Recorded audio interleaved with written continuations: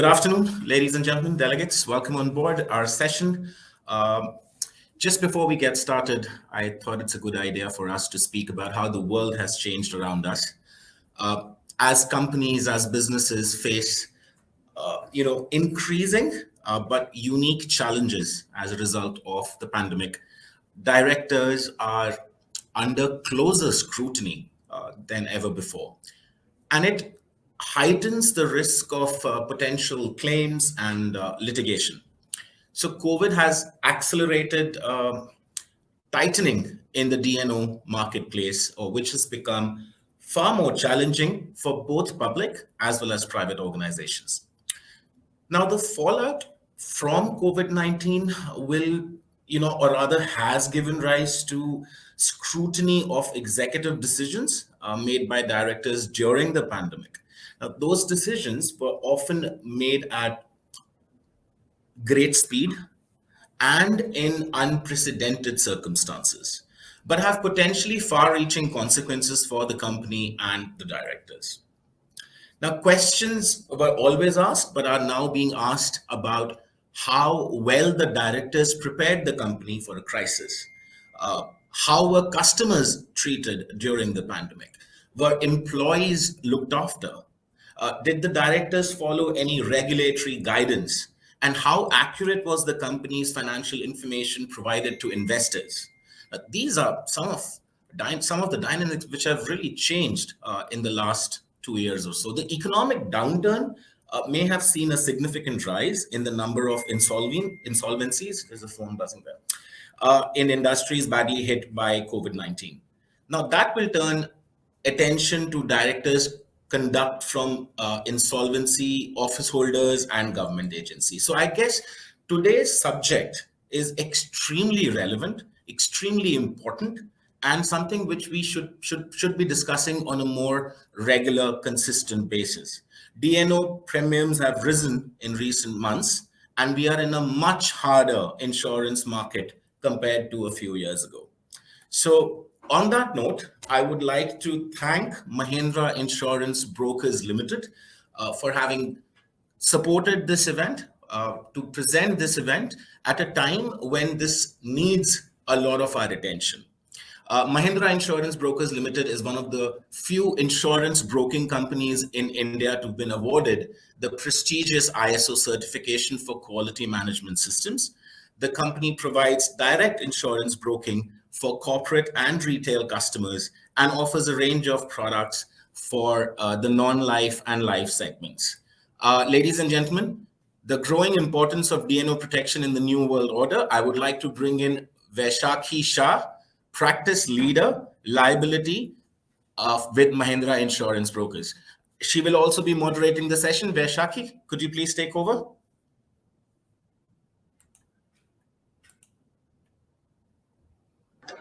Yes, thank you, Shantanu. Thank you.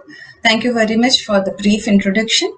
So I would like to start this session with a brief introduction about Mahindra Insurance Brokers. We at Mahindra Insurance Brokers, we believe in providing end-to-end solution for our clients and not just doing a broking as in just placing the insurance policy for our clients. We deep dive into their business portfolio, business operations, and accordingly we devise the policies which very well suits the requirements and also takes care of the exposures arising out of any such litigations or any such issues which they may face during day-to-day business operations. So Mahindra Insurance Brokers is one of the, I would say, leading brokers in India.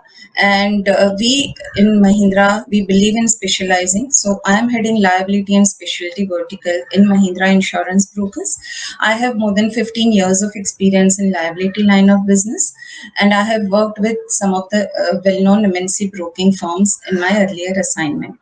So why we have gathered today and why this particular directors and officers liability is being talked about today, because this is a very sensitive area and it requires a lot of attention from the board members, key stakeholders of the organizations, that most of the directors officers in today's world would be definitely stressed out because of the regulatory scrutiny which is taking place. It is like more than executing their normal day-to-day functions or operations, they would more be worried about what if my decision goes wrong, or what if my decision is not falling in place or falling in lines with the expectations, maybe from the regulators or from the shareholders or from employees or from clients, competitors, anybody.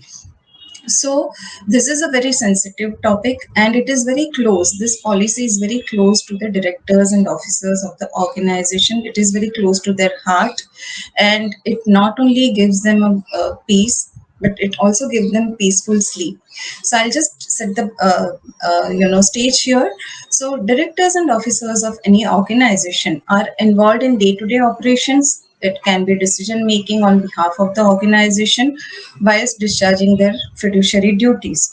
And this may make it important for the individual directors or officers to look at the kind of exposure that they would face or they may face, because when they make critical decisions which affects the operations or businesses or finance or personal IT and anything and everything involved within an organization, they make critical decisions, and this exposes them to a diverse set of litigation risk which can erode their personal wealth if settled with a personal liability. Lawsuits brought against directors and officers can vary from any range, like from, as we discussed, it can be from regulators, it can be from shareholders, it can be from employees with regards to employment related issues. So we have seen such cases arising from employment related issues where employees are they allege that they are deprived of promotion, or there is a workplace harassment issue, or there is a sexual harassment issue.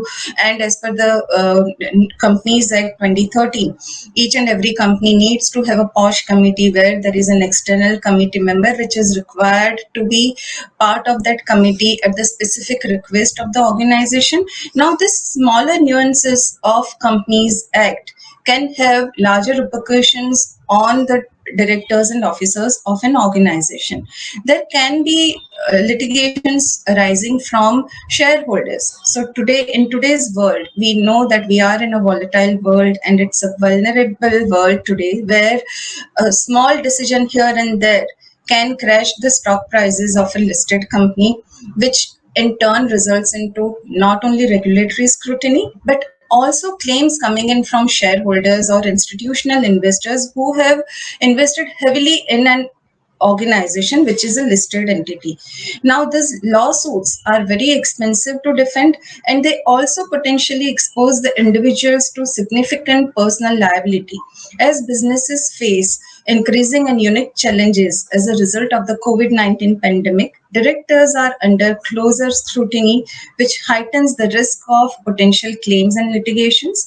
A director is not only subject to the duties and responsibility under the Companies Act, but also there is a range of statutory obligations which a director or board members, they need to be compliant to. They need to see that the company is compliant to certain regulations or certain statutory requirements, such as with regards to labor laws, or with regards to Factories Act, or occupational and health and safety related issues, or data privacy. Now, data privacy also is a major issue or major challenge for most of the organizations across the globe, and how it can lead to a directors and officers liability that we will discuss further. So directors of listed companies, why there is so much emphasis on directors of listed entities? Because as per SEBI circular, top 1,000 entities, listed entities, must have a directors and officers liability policy in place. And why it is important? Because the Companies Act 2013 has put stringent responsibilities and liabilities on the executive directors as well as independent directors. So we have seen a trend, increasing trend, where most of the independent directors, before joining the board or before coming on board, they would insist on having the existing D&O policy to be audited by the legal counsel, because the independent directors in today's world carry a huge exposure. First, they have a big brand, it's in their name itself, and if that brand or that name is not being taken care of properly, that is, the reputation of that individual is being, harmed in any such litigation, then it becomes an issue on hand for them, not only for them, even for the company who is hiring them or who is requesting them to join the board as independent directors. So, this potential claims can be because of alleged mismanagement or negligence by a director in response to the COVID pandemic. Now, why this COVID-19 pandemic is much talked about subject today? Because we have seen that in last 2 years, smaller organization which did not have bandwidth or which they were not prepared for such remote or hybrid work culture, they have faced major losses. The losses have, put them into a bad debt, and then it has resulted into bankruptcy for some of them.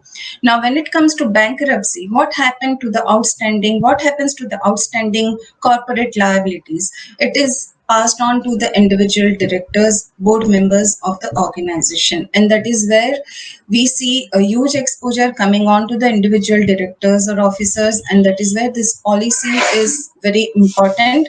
Even from the creditor's perspective, it is very important to have such policy in place. Now, this COVID-19 pandemic can result into, as we discussed, if the company has suffered business interruption or business losses, it can result into dip in share prices, which can lead to uh, litigations against the individual stakeholders of the organization. Not only that, what about the decisions taken during this pandemic, or what about the disclosures made during this pandemic? Because the directors or officers would have made certain disclosures to some of the regulators or in their annual report, but if it is not fulfilled, or if it comes out, or if it is, comes out under the audit that some of the regulations or some of the guidelines were not followed, and because of which the company has suffered losses, or there are employment related issues, definitely the directors or officers of the organizations are going to be under scrutiny. Now, companies typically try to protect their executives through indemnification and insurance. So there is a policy called Directors and Officers Liability Policy, which to great extent takes care of such exposures coming on to the individual directors, officers in their personal capacity. And how it functions: the company purchases this policy, but all those who are covered are individual directors, officers, or on a name basis. It is the broadest policy available in today's world for liability space, because it is covering all the directors, officers on a name basis. It also takes care of past, present, future directors or retired directors, the directors who have retired during the policy period. It takes care of the personal liability coming on to them as well. And there are very few exclusions. Apart from these exclusions, any liability or any litigation or any allegation coming on to the individual directors, officers would be addressed under the D&O policy, and it is beautifully designed in such a manner that it works on final adjudication language. When we say final adjudication, that means there can be an allegation of wrongful act against a, a group of board members or individual board members or officers. The policy will keep on paying for defense cost or legal expenses till the time that individual is proved guilty in the court of law. So Rajat Gupta insider trading case is the live scenario which we have seen. Or we talk about the Satyam disaster, where Mr. Ramalingam Raju, he himself confessed about the fraud, but all those who were party to that or who were part of the board that time during that period, they were all covered under the policy till the time they were proved guilty or they were proved innocent. If they were proved innocent, and if the company or the individual had to pay the compensation to the claimants or aggrieved party, even the compensation would be paid under the policy. Only the requirement would be, before we assume or accept any liability at individual level, we need to inform the insurance company about this circumstance or about the communication which we have received from a aggrieved party, and the insurance company will come to our rescue. They will help us in hiring a lawyer or a legal counsel within India or outside India jurisdiction, and they will take care of the defense cost as well for the individual directors or officers. Now, this policy is not only important to have for listed entities. We have seen that even smaller organizations which are not listed, they are also under scrutiny in a big way in today's world. And in fact, some of the startups, we have seen that the institutional investors or the PE funds, when they come on board or when they want to invest heavily in a particular startup, they insist on that startup organization to have a D&O policy in place to take care of the balance sheet of that organization and also the personal assets of the individual directors or officers. So this is all about the D&O policy and importance of D&O policy. And now we will move on to the panel discussion. Vaishaki, thank you so much. That was very informative. You used a couple of live examples, and I think you're on point. I mean, it's not only the public sector, but also the private sector. It's not the MNCs, but also the smaller organizations which need to be covered through these uncertain times. Ladies and gentlemen, that was Vaishaki, but we are now about to bring you our next panel. So allow us 60 seconds, and we'll be right back with you. Any organization to have for the individual directors and officers. So now with the increasing use of technology, and we are in a world where there is a rapidly changing regulations across the globe. Even in India, we are seeing a lot of regulatory changes happening in last couple of years. So how do you foresee business risk coming from this technology and regulatory changes? So Mr. Raghupati Mishra, I would request you to throw some light on that. Thank you, Vaisakhi. It's an interesting question. And thank you, Programming Asia, for inviting me to this session. See, if you see, we'll have a total discussion on this, on the technology and regulatory both changes and how it has in the past, it has impacted us and what will be in the future, it will impact us. Both the things we'll discuss. If you see, it is in the VUCA world, how the organizations will respond and what the CFO will do in such a scenario. So, if you see what is VUCA, VUCA is but just for everybody's benefit for all the attendees. It's volatility, uncertainty, complexity, and ambiguity. What we are saying is that the situation is volatile as well as uncertain, and it's totally complex, and things are ambiguous in nature. So all these four individually required individual response, different kind of responses. So when all the fours are there, how we will respond to that? What are the things that we need to do? That we need a structured response, not reaction. And we all know what is reaction and what is response. So what will be our response as CFOs and as organization from the organization point of view? Let me give some example how technology advancement and new technology that has come up has hit the organizations and all. Take example for, let's say, a computer, a scanner, a big camera, tape recorder and all. Camera means which can film your moving pictures. So now all of these has been replaced with a simple mobile that you can put in your pocket. We all have that in our hand. So due to technological advancement, this has happened. So if you see the Kodak of the world, who were pioneers in camera technology, they are not doing anything now. Your camera can do that. The watches, only 30 to 40% of watches, the total production that were happening is now happening because people are seeing it from their mobiles only. A decade ago, if you recall, we are using data cards. I was part of telecom community, so I know data card we are using for in our laptops for connecting to internet. We were told at that point of time, in 2 to 3 years time, your 60% of your business revenue will be wiped out because data card will no longer be there, and it happened exactly in 3 years' time. Everybody was using internet from their handheld devices like mobile. And if you see the SMS revenue from SMS for the telecom companies were something around 10% of their total revenue.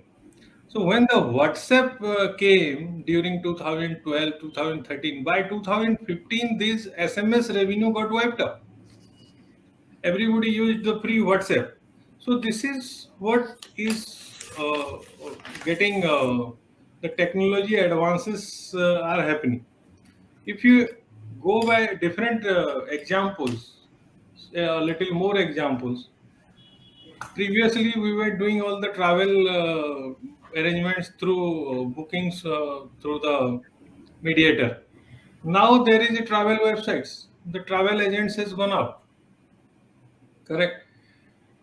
We were filing our returns and advisory from chartered accountant firms and other tax accountants. Now it is there are software available online with a few hundred rupees. You can do that. Booksellers, you go to a book, this thing, go purchase that. Now Amazon and all are selling books more than the booksellers. Taxi services, we are using the taxis. Now it is through Ola, Uber and all. That's how it is happening. So is the hotels booking and all. The traditional hotels were there. Now it is through OYO and Airbnb and all. We are booking rooms and hotels through that. So quite a few things have changed, and how in future it will be there. Like now in next 5 years, not more than 5 years, something between 5 to 7 years, 60 to 70% of the cars or vehicles that we are using will not be there because they will be doing on electricity. All these fossil fuel things will go up. So now the how the business of the auto manufacturing company, they have to gear up for that, which they are doing. So suddenly, by advent of technology, your entire business is at risk, and you have to respond to that. Then you see the your manufacturing, auto components and all. There are quite a few small scale industry to medium scale MSMEs are there who does this, and also big corporates are there. 3D printing has come, and these people will in next 5 years time it will be very difficult for them, because now the auto parts will be available at small kind of shops where 3D printing will be there. And if you go to your service center, they will source this from the nearby 3D printing, and they will put the part in your this thing. This is how it is going to happen. Then you will have flying cars in next 7 to 10 years. That's how we look forward to technology is coming. So these cars which are running in the road, maybe 10 years down the line, how they will respond to that, and what that we don't know. So this is how the technology is disrupting business. So the solution is that the enterprise has to be very alert to the latest development in the technology field. We have to invest in research and development to stay afloat.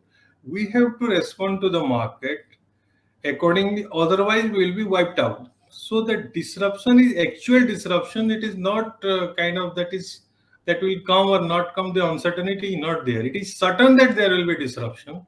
So we have to, as an organization, we have to be focused on that. Then coming to the regulatory risks. Regulatory risk is basically the change in regulations or legislation by the government of the country. So, if you see, the government has regulated in telecom field, there was a charges called your interconnect usage charges. So each of the telecom companies, because from Airtel, let's say in Airtel, you have a Airtel connection, and you are calling to Vodafone. So two networks are being used, Airtel also and Vodafone also, but the payment is being pocketed by Airtel, and so vice versa. So that interconnect usage charges was that a certain percentage of amount was given to the person where the calls were terminating.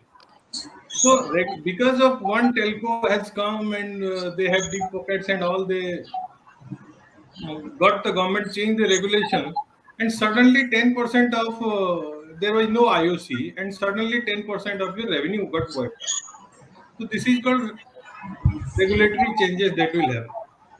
Now the fossil fuel, some 10% of bioethanol is being added there. Government has mandated that, so that has already started. So in future it will be 20% and it will increase kind of. And then in 5 to 7 years time, they are saying certain percentage will only be allowed for fossil fuels. Mostly it will be electricity or it will be a mixture of both and all. So these are regulatory changes. These are coming. Same thing with your tax policy reforms. How the tax will be. A few days ago, only 30 days ago, there was a import duty of 20% levied on steel products, right? Sorry, export levy.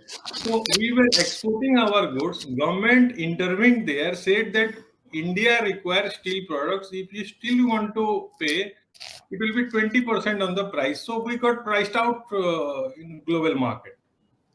Right. So these are regulatory changes, and the steel industry yet to respond to that favorably. So they are still thinking. I am from steel industry now, so how they have to respond that.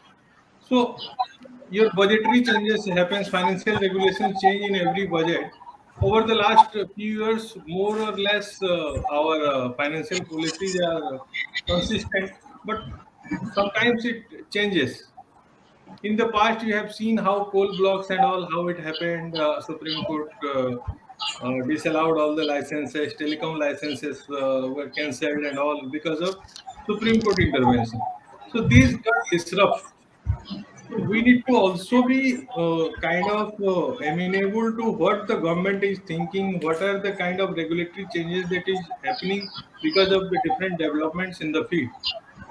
So, for a business and for a CFO, it is important that we are on the top of these two things, regulatory and technology, to respond to the market.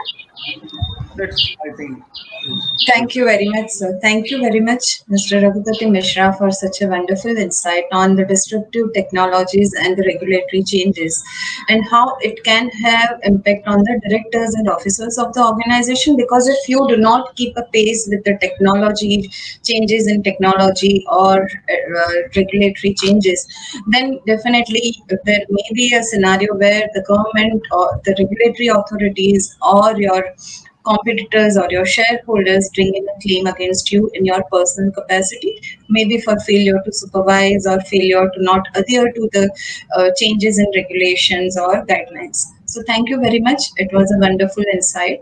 So, now I will move on to the next question for Mr. Rakesh Bansal. So we see a lot of corporate frauds happening, not because that is the intent of the individual directors or officers, but because we are in such a vulnerable world that there can be a mere allegation of corporate fraud, which brings in a liability or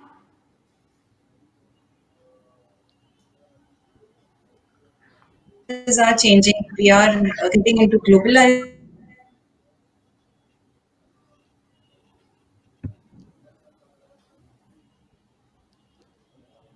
So if you can just let us know what are the strategies that you use to in such facing corporate fraud scenarios. So I will cover the banking and financial sector from that perspective if we talk about it. So Yeah. in banking and financial services, there can be multiple things which can happen. If we are talking of, let's say, bank, then there could be a money laundering risk or that kind of fraud where illegal money is shifted from one account and to some other account or sent abroad. That is one way. Second is, if there is a on the lending side, if there are some borrowers who basically give fake documents, or say they give fake security. So that is another variety of frauds. Then there could be some internal frauds committed by the employees. So, and then there are other regulatory lapses due to KYC violation or money laundering related issues. So these are the kind of challenges that are being faced by banks and financial services on a day-to-day basis. I think the way to manage this is, of course, one is to have a strong risk and compliance framework where you have proper risk processes and compliance processes which are being set up. Because if these kind of things, if these fraud happen, I think the first is the reputation risk, which is there on the company as well as on the directors. And then if there are, like AML KYC related issues, if it is found out that it is, happening due to some bad design or, negligence of the officers or directors, then there can be a personal liability as well on those. So that is a nightmare. I have worked in big bank as well, and I was managing this AML KYC piece. So it was like a nightmare. Every day I used to open the newspaper and see कि कहीं यार हमारा नाम तो नहीं आया है कि कुछ money laundering हो गया या कुछ fraud हो गया. So this hits the reputation of the bank or institution very badly, and it also impacts the directors because their reputation is at stake. Because then in the corporate world it is spread very fast. It is under his supervision that this fraud happened and that fraud happened. So so I think actually I learned it today itself. There is a insurance available for these kind of things also for protection of officers and directors. So that is one good thing that I learned, and probably that can be one way forward for all the officers, senior officers, and senior directors to protect them from this kind of liability. And plus, I mean, if we talk of the frauds and money laundering kind of risk, I think I think in India it is not very high incidence of penalties, but globally if we talk of, so those penalties run in billions of dollars. I mean, I know for sure many banks, foreign banks, they were fined $2 billion as penalty because of AML KYC violations. So those kind of things, if this can be managed through insurance, I think then it's a good thing. It can protect the profitability or solvency of the company by buying these kind of policies. So that is one, and of course there are issues if frauds and all, if it happens, then at times even personally director becomes liable. They have to shell out money from their pocket. So that is another thing. Plus then there are some corporate governance issues as well at times, which creates problem for the directors or officers who are not party to this. So all those things are very rampant in the financial sector, where things can go really wrong. And I remember few instances where even in India also there were some 13 banks who were fined 5 crore penalty. So 5 crore penalty was not much per bank, but the reputation risk involved is too huge with this guy. So these are the challenges which basically as senior officers and directors they face on a day-to-day basis. If something happens, then what will happen to their personal reputation as well as institution's reputation? So I think the mitigant around that is having a strong regulatory framework, compliance framework, and risk framework, so that you are onboarding the customer by doing proper due diligence, not only for assets but also for the liability accounts. Because in asset, I have seen both the sides, asset and liability.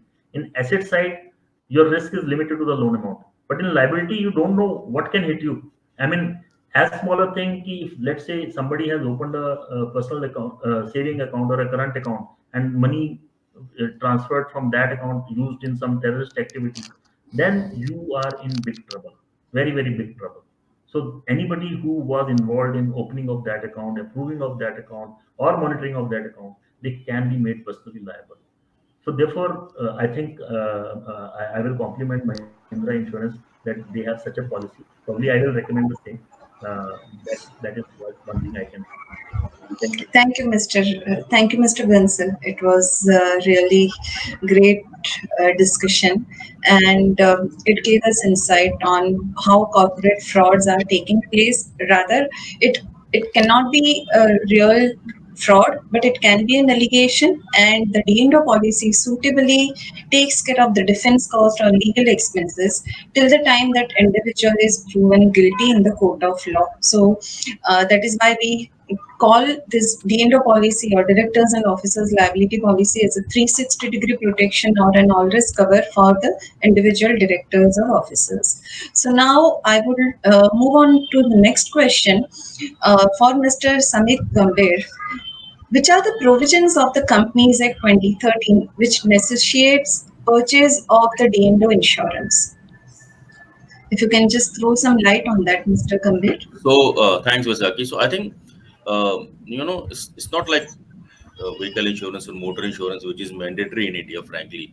So if you really see the Companies Act, it doesn't say that it is mandatory to have a D&O. I'm talking about the Companies Act, but some of the sections of the Companies Act necessarily warrants or demands or a necessity of D&O insurance. And I'll give you an example for that. There is a provision in Companies Act which says that there is a term called officers who in default. So these are the people who are in default whenever there is a non-compliance or whenever there is a liability on the directors. So I think these are the people who are the directors, who are the KMPs, and senior management, who are basically called officer in default whenever there is a non-compliance under the Companies Act. And that's where you think there is a need for the insurance D&O, and that's where the this is how the insurance is in trend. Actually, if you really see, almost all the corporates now started having D&O policy to make the directors so that they are not personally liable for many things. Otherwise they can be personally liable for many things. For example, I'll give an example. Small, there is a section 12 which talks about, change of registered office. And if you don't comply, or registered office address you have to give, if you don't comply, officer in default are basically liable for that. Allotment of shares, investigation. There is a provision of investigation under the Companies Act. Section 212 is a very specific provision which says that whenever there is a doubt to the registrar of companies, or on the basis of any public complaint, or on the basis of shareholders complaint, so that means an investigation can be conducted on the affairs of the company by SFIO, and that's very, very crucial thing. And that's where a lot of liabilities arises when there is investigation. There are chances of people getting into some kind of a non-compliance, some liability. So these are very, very risky areas, and therefore officer in defaults who are covered, basically directors, managers, KMP. These are the people for which we have D&O insurance, directors and officer insurance. So I think it's very important. I will not say that Companies Act necessitate or Companies Act, requires you to take this, but these kind of a provision in the Companies Act, which definitely ask you or necessitate you to take the D&O policy. Otherwise, there are many risks to the directors and officer. One more thing. The other thing is there is a code of independent directors. Now I'm talking about the independent directors. Now, how the independent directors are also on the risk. There is a code of independent director in the Companies Act, and that independent director code somewhere says that, and it's a part of Companies Act. It says that independent director shall be appointed through a appointment letter, and among other things, the appointment letter should mention about the kind of D&O policy taken by the company to protect the independent director. So, in a sense, for independent director, it's kind of a mandatory for a company to take a D&O policy, because we have really seen that in the past, independent directors have been unnecessarily being harassed, or sometimes exposed to the liabilities, personal liabilities, and therefore the company should be in a position to cover them. And we have seen that independent directors are you know avoid taking positions because there's a lot of liabilities under the Companies Act now.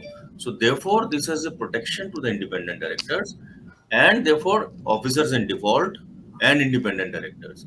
So all in a kind, independent director, there is a mandatory requirement in a kind, and for officer in default, just because there's a lot of provision in the Companies Act which talks about non-compliance, and the officer in default will be personally liable in some cases. So therefore, it is warrant, or it necessitates under the Companies Act, that every corporate, I think, should have D&O policy to avoid such kind of risks.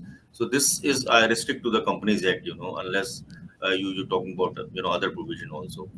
Um, these are the main things actually, I would say. Thanks a lot, Mr. Gambhir. And we do agree. In fact, we have seen as insurance industry as well that introduction of Companies Act 2013, some of the Right. provisions of Companies Act 2013 has only given rise to increased demand of directors and officers liability policy. Not only, as you rightly mentioned, that it is mandatory, it is not mandatory for but the directors and officers, in fact, the board members, they are aware of the exposures and they also understand the importance of having a robust directors and officers liability policy in place. Thanks a lot, Mr. Gambhir. So now I will move on to the next question for our next speaker, Mr. Chetan Borkar. Uh, Post pandemic, employment related issues are on rise, and we see a major exposure here. So, if you can give us some inputs on the employment related issues giving rise to exposure for the directors and officers of the organization. Yeah. So very good evening to everyone. Thank you, Mrs. Shah, for introducing me and such a warm welcome.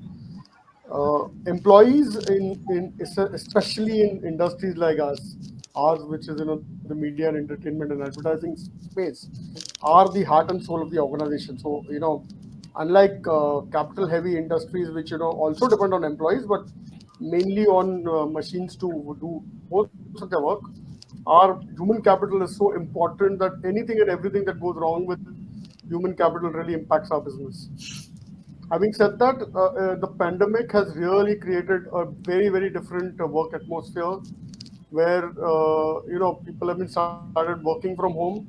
There have been issues where not everybody is as responsible as most speakers on this panel. So work from home means a nice nap in the afternoon, a cup of tea which extends for 2 hours in the evening. So there have been issues with output.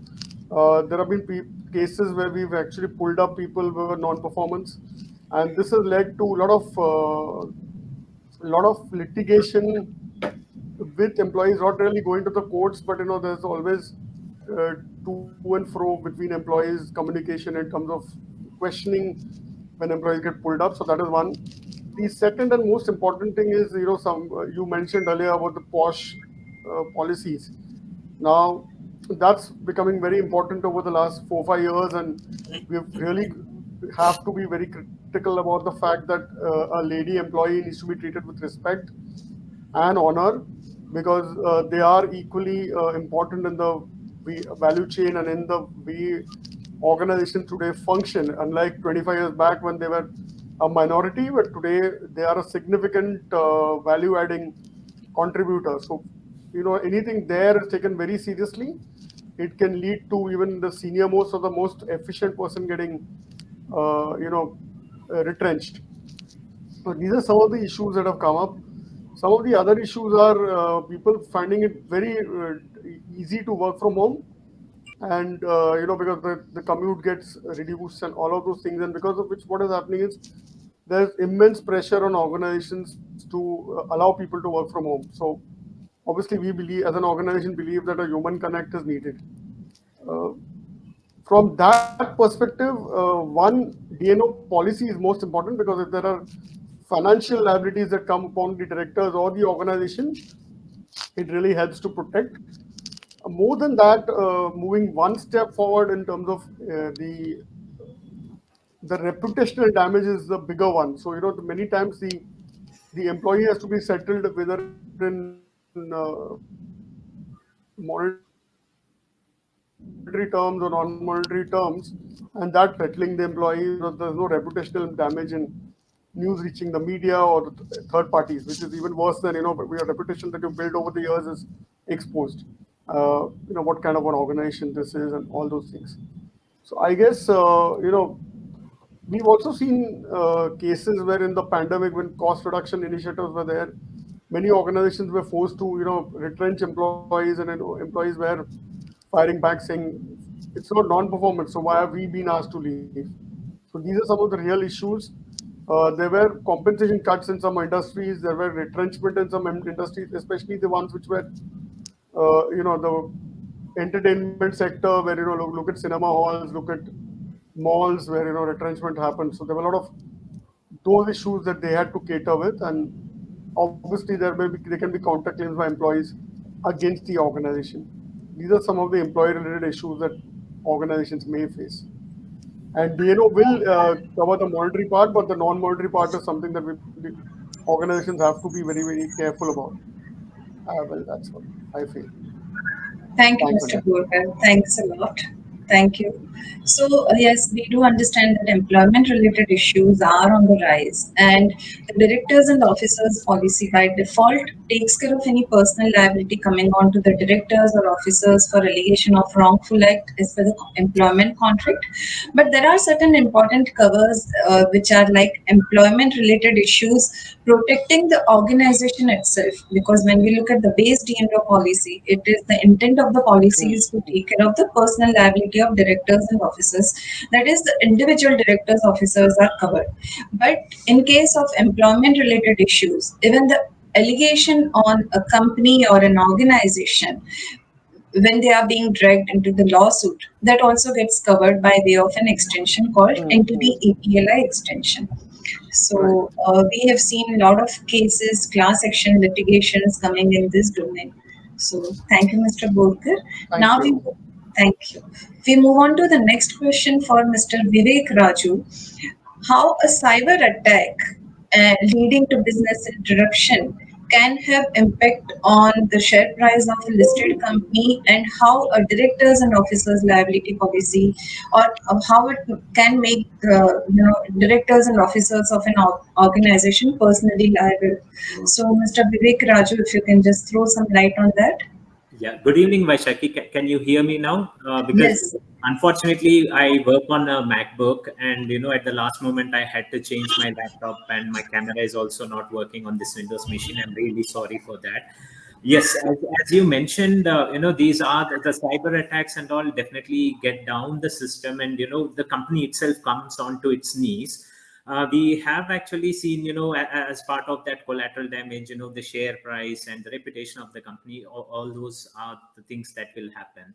But what, while there are standard cyber policies that will affect, that are really specialized to, take care of all these things.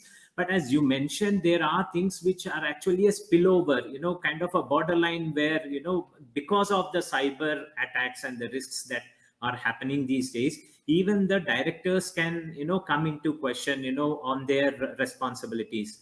The first thing, if there was a major cyber attack, and let us say that actually brings down, or in fact caused a significant damage to the people, like say a financial services firm and all, obviously the first thing that people, the regulators will question is the board of directors. They will not go to an IT head, or they will not go to any IT manager and say, what happened. The first thing the regulator will question, and in fact maybe even sued along with the company, would be the directors. Okay, because it is the responsibility of the directors that they actually take care of all the affairs of the company. And particularly there are, in this case, where the company relies more on their IT network and the securities of paramount important, like banks or insurance companies for that matter, or companies which are handling personal data. Obviously the directors can come into question, and they will also have to defend themselves. That is one thing I see. And again, if you see on the Companies Act side also, where one of the earlier participants, speakers also mentioned, there are liabilities against breach of duties. Obviously data protection and the network security may not be the main duty of a director, but obviously is also a duty, because they are responsible for everything, right? So section 166 in the duties, they are actually punishable with fines which may start with 1 lakh or and up to 5 lakhs. And also there is a risk there. And finally, what we also see is, recently, I think I can name the company because everyone in the news knows that SpiceJet has been hit with ransomware. And what did they do? They came back onto in media, and then they said, we are not able to produce the financial statements for FY 21-22 because we are being hit, and our records are not there. We are not able to produce the financial statements.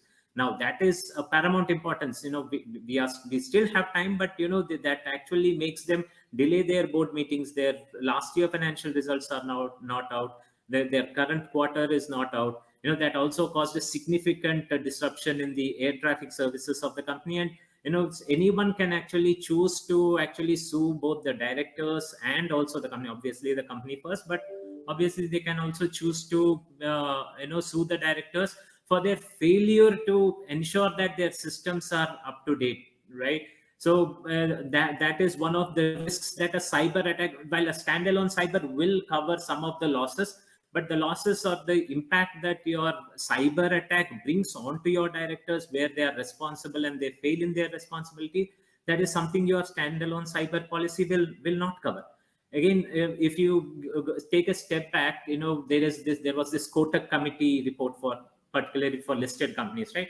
They came out with the report, and one of the things that they mentioned earlier is that the risk management committee of the organization, in I think the top 500 listed companies and all, they will also have to focus on the cyber risks that are there. While every board talks about all the financial and operational risks, hardly any board will even think about the cyber risks. Particularly we in IT company do it a lot because for us, cyber is a major thing. So but normally in other industries, people don't think a lot about it, and even the boards are also not very well versed with what kind of implications a cyber attack can have. But even in the Kotak committee, they actually said, and which is implemented by SEBI, the risk management committee will have to take care of your the cyber risks and all. And once you bring in the risk management committee into the picture, you are obviously getting the directors say that into the picture and say, look, this is your responsibility now. You will also have to assess the risks that are there. And so that is where it's cyber attacks and all are not just some things which are technical and which can be handled only by a cyber policy, but I feel it is actually a D&O risks as well. And even D&O policy takes care of all those costs, which the directors in good faith they have done. Obviously no director wants the company to fail. They have done their part. This is where the policy comes and helps on the cyber attacks. Yeah, thank you. Thanks a lot, Mr. Raju. As you rightly mentioned, a cyber attack can very well lead to or boil down to personal liability coming on to the directors or officers of the organization, because the Companies Act 2013 duties, responsibilities are clearly defined, and every breach within the organization can lead to a D&O claim. And that is where we as a broker, we recommend to have a robust cyber liability policy, not only cyber liability policy to take care of the data related exposure, but also a robust directors and officers liability policy with no cyber risk as an exclusion, so that at least the defense cost can be paid under the policy. It is very imperative for the organizations to look at the risk management practices, having a cyber liability policy or any other liability policy along with her directors and officers liability policy. Thanks a lot, Mr. Raju. Now we move on to our next speaker, Mr. Bipul Khanduri. Uh, and this will be the last question or last, discussion for our panel today. So, Mr. Bipul, I would want to understand from you that lot of environmental impairment related issues are leading to regulatory inquiries, fines, penalties. Wherein individual directors, officers are also at times we have seen as named as co-defendant. So in such case, how the directors and officers can be held personally liable and how they can be protected from such allegations. I think you are on mute. Sorry. Okay, you are right about that because typically the environmental damages are, the kind, the extent of the damage is somewhat similar to what you experience in cyber, which is in terms of magnitude very high. So it is very obvious that whenever environment incident takes place, whether it has been Bhopal, whether it has been British Gas or anything, it is typically that directors in some way or other would get involved in that. Now, talking about India, India is hoping to emerge as a replacement or a substitute to China as a manufacturing center of the world. So it is going to industrialize rapidly or hope to industrialize rapidly in the days to come. And it is very likely because of this thing, there is going to be an environmental incident which can cause a big damage. Now, directors have an obligation with regards to the climate risk while discharging their duties, not just under the Indian laws, but also under the non-Indian laws, because the companies today operate in a global jurisdiction. So they are subject to jurisdiction now, which is beyond India as well. And as far as the director is concerned, as, as per the Companies Act of Section 166 of the Companies Act, the duties of the director extend beyond the shareholders to the communities around as far as the environment is concerned. Also, the SEBI listing norms of 215 mandate disclosures on environment risk under the BRSR norms, which is business responsibility and sustainability report format.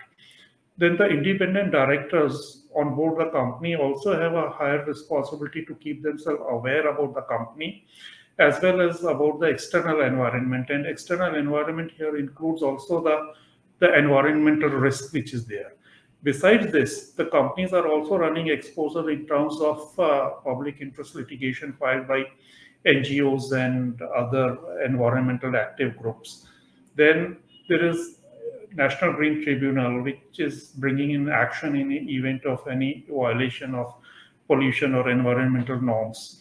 And besides the NGT, there is always Ministry of Environment and various departments under it, which also cause an action against the companies and also against the directors.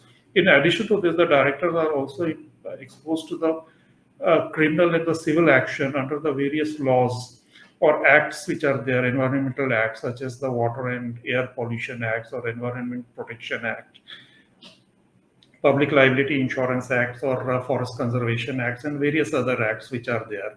Any of the actions or incident which results in a environmental damage or similar risks opens the company and the directors to the shareholder action based on the mismanagement or the breach of public interest, which is under Section 241 of the Companies Act, or even in some instances against for the class action, which has not happened so far under the Section 245. So it is not as if just the exposure arising out of the environment impairment is arising only in India. In fact, the foreign jurisdictions are even more stringent in this matter.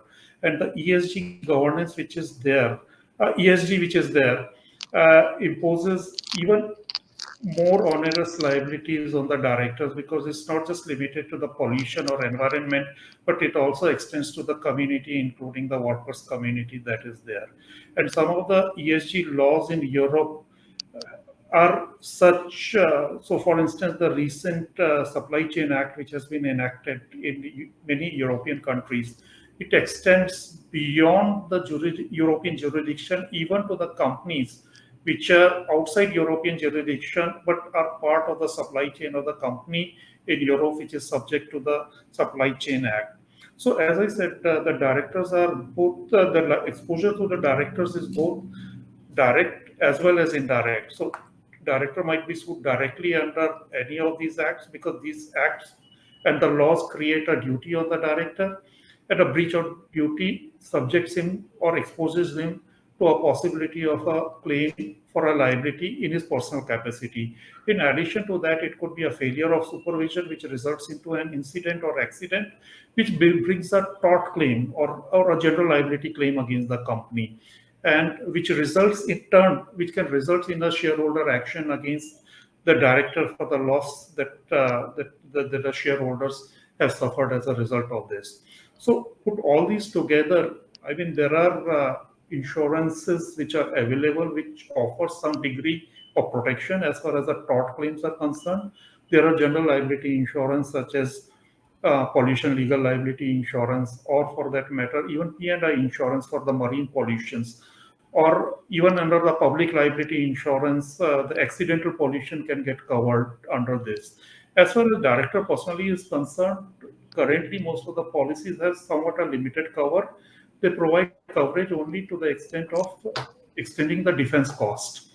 But beyond that, most of the policies are not covering any damages or liability that will be arising against the director. So perhaps it is something which the brokers and the insurers need to see, that considering that ESG is gaining so much of importance, it's about time that insurance is expanded to include that possible protection for the liability as well. So that's my point.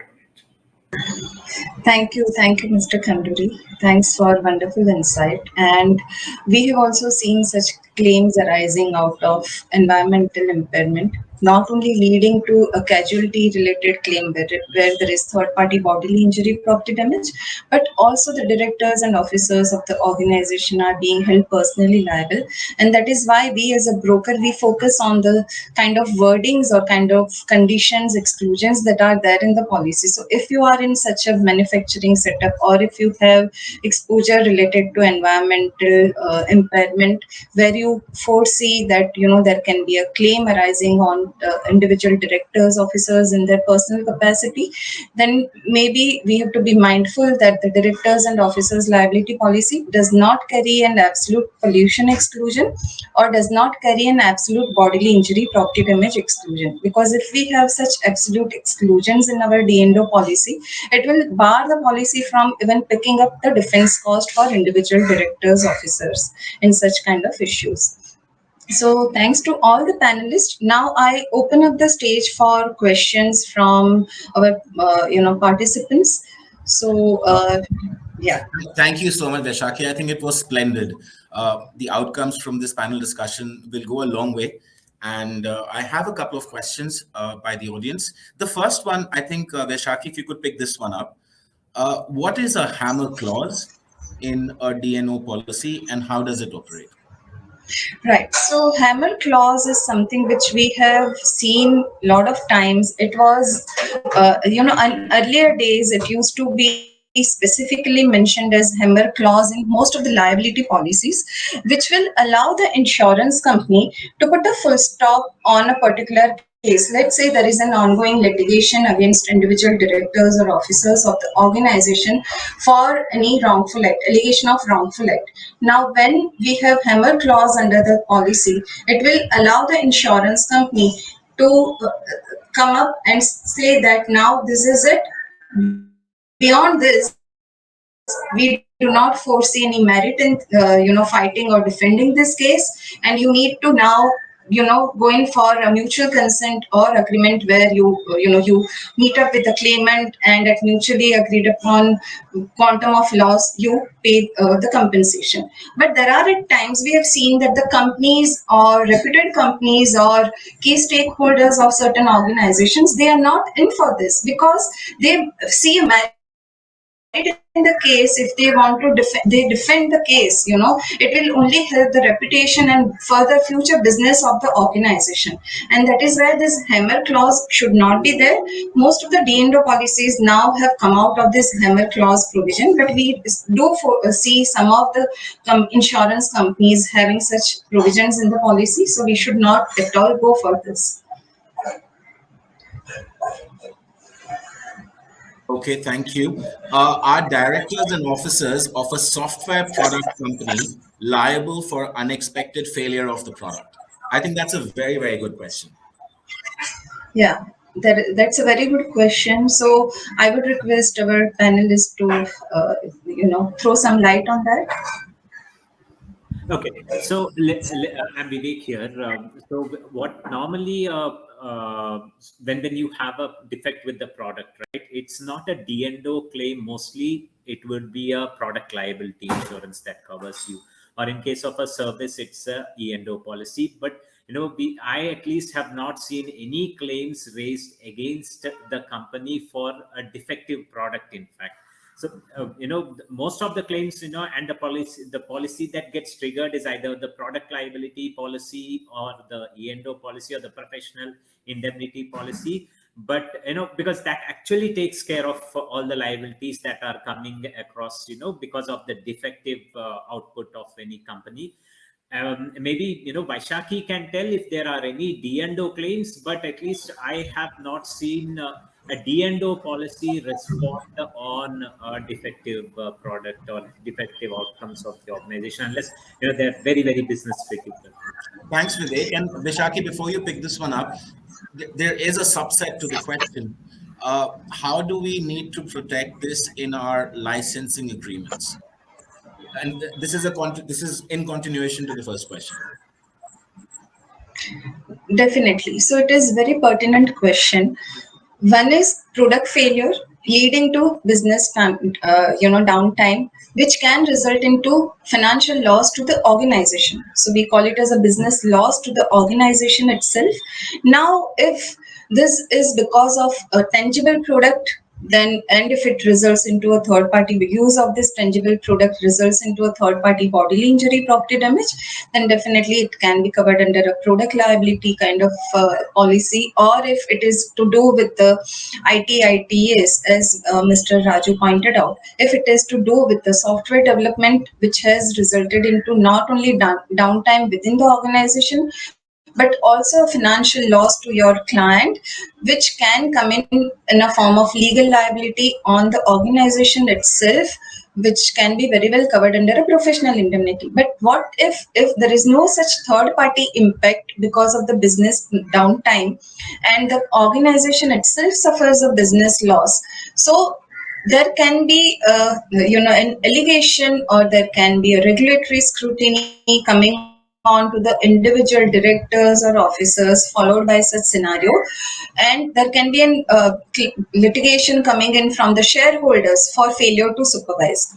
So as we discussed in earlier sessions also, and during our panel discussion also, Companies Act 2013 has put onus on the individual directors, officers for whatever happens wrong within the organization. And that is where the directors and officers liability at least can pick up the defense cost when there is a personal liability claim on the individual directors, officers for failure to supervise or failure to adhere to certain guidelines, or there can be an issue with regards to the contract, breach of contract. So a contract which is signed with your client, you maybe in a company does not have bandwidth or expertise to fulfill the contractual requirements, but still they go ahead and sign the contract, which results into the client suffering a loss, again boiling down to failure to supervise for directors and officers. Now the second question, how do we need to protect this in our licensing agreement with our clients? So these are the contracts which are signed with our clients. So when an organization enters into a contract with the client, we need to focus more on the kind of indemnification clauses which we have under our contract, because there may be a scenario that there is a downtime within the organization, but it has not impacted or affected our client.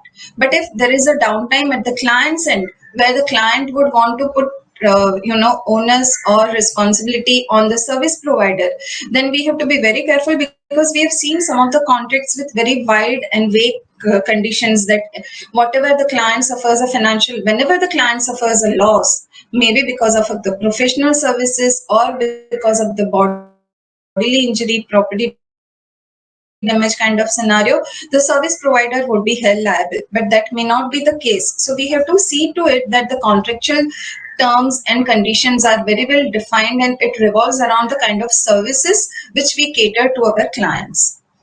I hope this answers the question.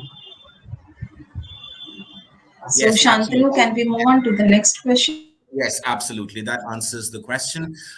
There are complex clauses, and each clause has different issues that come with in terms of grasping the content of the clause.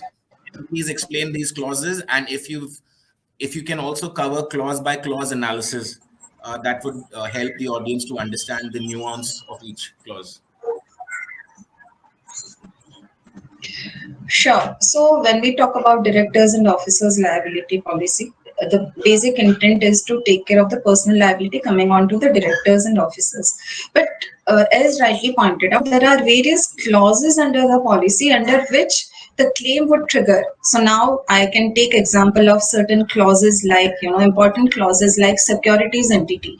So we have seen that when it comes to shareholders litigation, it works on deep pocket theory. Along with the individual directors or officers of the organization, the entity also itself is being dragged into such litigation. So by default, the policy does not have provision to take care of the litigation or claims coming on to the entity, but in case of shareholders related issues, which we call it as a securities entity cover, the claim coming on to the entity itself can be covered under the policy. This is one important aspect. The other important clause, as we discussed earlier, is employment related issues leading to a claim against individual directors, officers, and also the company. So in these two scenarios, the entity itself can be covered. There can be a scenario where there are regulatory fines, penalties, where in such regulatory notices, individual directors, officers are named along with the company as co-defendant. In such scenario, the D&O policy will not be able to pick up the fines, penalties on part of the organization itself. It will only be able to take care of the fines, penalties which are levied upon on individual directors, officers, if it is proved that it was not a willful misconduct. So it is very important to see that how the policy is worded and whether the covers and conditions, exclusions are in sync with the base policy form. So to discuss about the D&O policy in detail, we will reach out to the respective participant and we can have a detailed discussion about each of the clauses, clause by clause, and each of the conditions. We can do that. And coming to, I can see one more question regarding exclusions. So exclusions are equally important like any other coverage or terms conditions of the D&O policy. So as we discussed, there should not be an absolute bodily injury, property damage related exclusion, or there should not be any absolute pollution exclusion when the company is into manufacturing or company is dealing with some hazardous substance, or there is an exposure with regards to environmental impairment. Now coming to the servicing industry, we see a lot of times an absolute professional indemnity as an exclusion. Now professional indemnity is nothing but financial loss suffered by third party because of the services rendered by the company, insured entity, and there is a error omission done on part of the employees. Now this can lead to even failure to supervise. So usually the D&O policies come with an absolute PI exclusion, professional indemnity exclusion.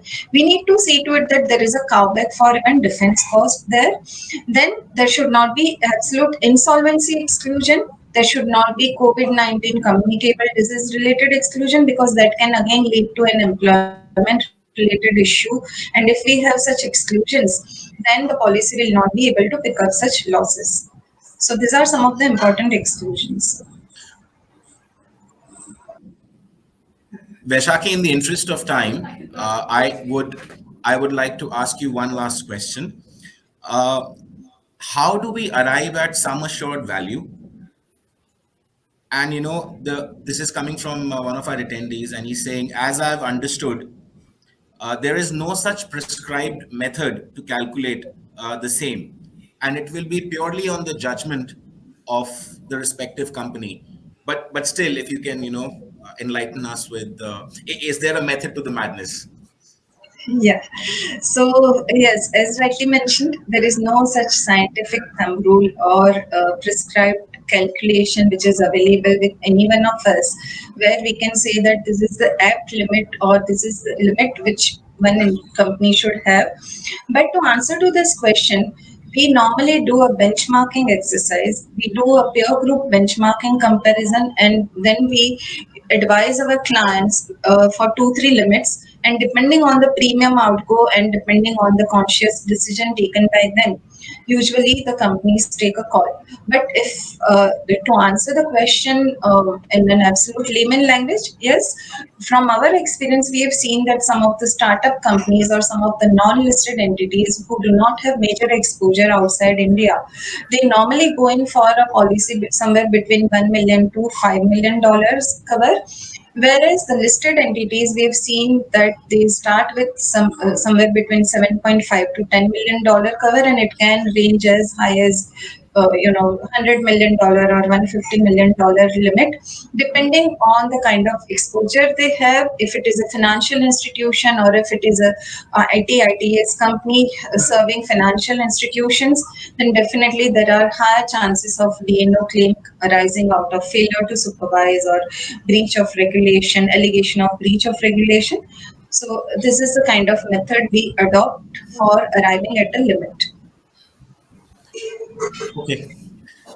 Uh, for the audience's benefit, I mean, this has just come in. I was about to say thank you, everybody, but then this has come in last second. Can you explain the DNO policy being taken by overseas holding companies covering Indian subsidiaries and challenges in getting claims settled arising in India? Sure. So again, it's a very important question, because when we talk about India as a whole, India as per the IRDA regulation, we call it as an admitted country. So when we call it as an admitted country, it means that the Indian registered entity must purchase a policy from an Indian registered insurance company. But there are cases where there are global MNC companies headquartered outside India. They will wish to cover the subsidiary companies in India under the global policy. The challenges what we face at the time of claim settlement is that this D&O policy is taking care of personal liability coming on to the directors officers. So if there was a claim against or allegation against an individual director or officer in India, the claim settlement will only happen at the parent company level globally, and then that claim money would be remitted to Indian entity, and then you do not have, how do you allocate that cost or allocate that income which is coming flowing from the parent company. So it can be taxable or it might not be. It is subject to FEMA regulation and RBI approval and so many other things.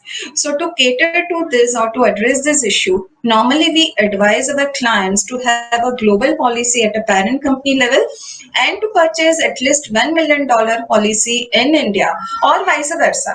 There are certain countries across the globe, to name a few, like China, Japan, Brazil, Romania.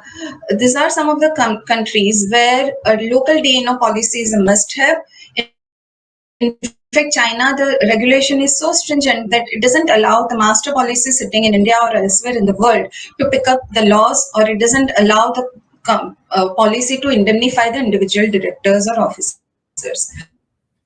So it is all the more driven by the kind of country or the admitted, non-admitted requirement, and suitably we need to purchase the D&O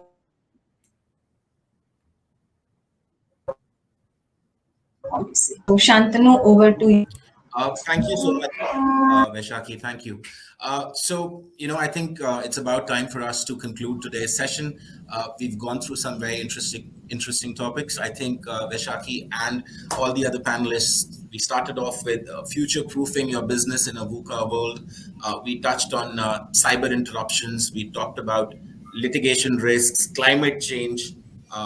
All these topics, are so topical, so relevant in today's day and age. So on that note, Vaishaki, thank you so much. I would like to also thank all our panelists, starting with Raghupati, Chetan, Vivek, Rakesh, and Samit. Thank you so much for making this a memorable event. Thank you, Vaishaki. Thanks, Shantan. Thank you, everyone. Thank you. Thank you so Thank much. you, everybody. Bye. Thank you, everyone. Thank you. Thank you so much. Thank you.